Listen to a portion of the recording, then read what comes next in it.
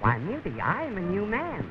Haven't you heard about the wonderful thing Dr. Weston did for me? He kept up my pulse, gave me a set of vocal cords. You ought to see him. Take it from me, you'll never land a job the way you are.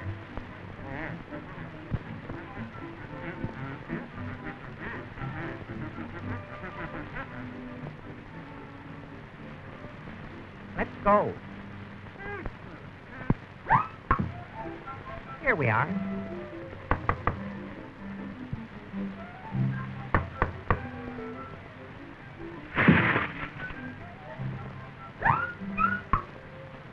Hello, Talkie. What's on your mind now? Doc, my old friend Mutie wants you to put him through the works.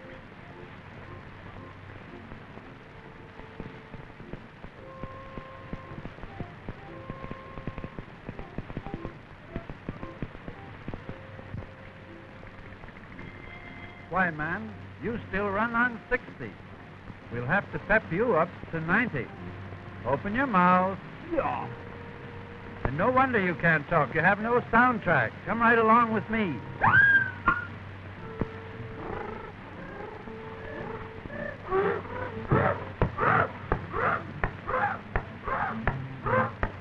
Now, Talkie, let's put on an act for Mutie and let him follow us through. Silence!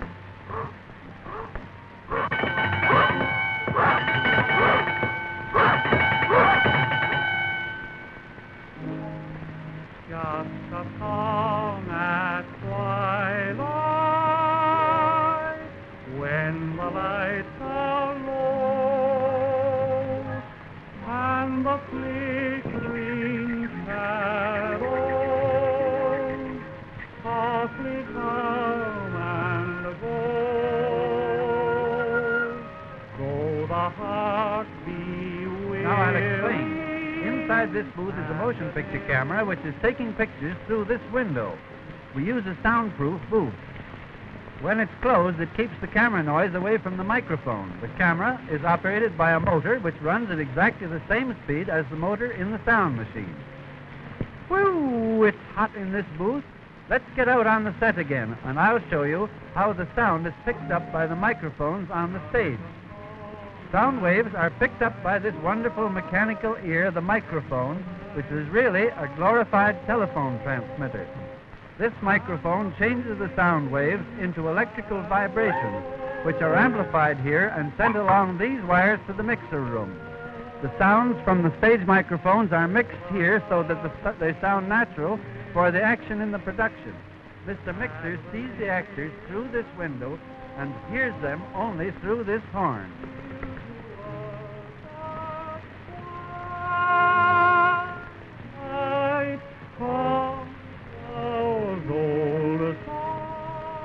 Now that we've got the sound right, I'll show you how it's amplified. Get ready.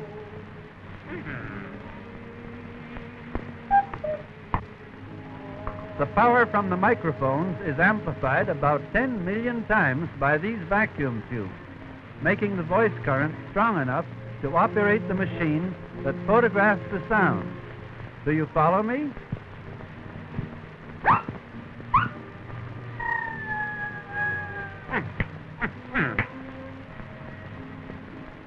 This is the machine that is used to record the sound on film. This sound film is traveling at the same rate of speed as the picture film in the camera booth. The light valve has two thin metal strings stretched across this tiny slit. On one side of the slit is a strong light, while on the other is a film, moving at exactly the same speed as the picture camera in the studio. The greatly amplified voice currents passing through these tiny light valve strings move them closer together or further apart, thus changing the size of the slit. Therefore, the light varies as it passes through this rapidly changing opening, leaving a true photographic record of the voice currents on the film. Simple, isn't it? Huh? Now let's look at the films after they've been developed. Well, here we are. Here are our two negatives developed.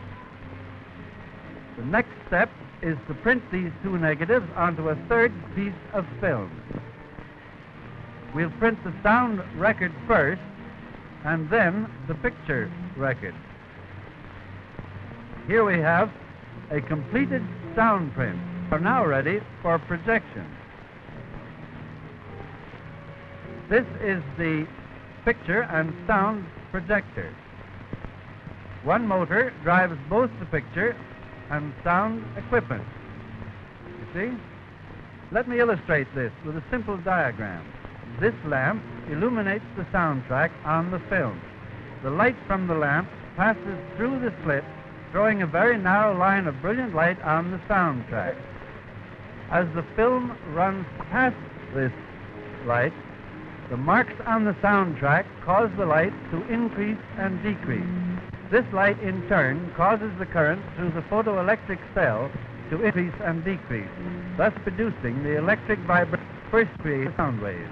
The current from the photoelectric cell is pepped up by the amplifier, and then this amplified is carried by wires along through the theater and down to the screen on the stage to connect with the loudspeakers. This is a typical layout of the stage set with two horns behind the screen. The receivers connected to the horns convert the electrical vibrations back into sound waves exactly the way the telephone receiver operates, so that while the picture is being shown, the sound which was recorded is reproduced in step with the picture. The screen is full of small holes so that the horns may be placed behind the screen to let the sound through. This gives the illusion that the sound is coming from the image of the speakers. Talkie, there goes your cue. You're next on screen, while Mutie can go try on his new voice. Okay. Just a song as wide Whoopee! I found my voice! Ha, ha, ha, ha, ha. Let me into that machine. No, you can't go on now. Talkie's doing his stuff. I can't, Professor. Well, you just watch me.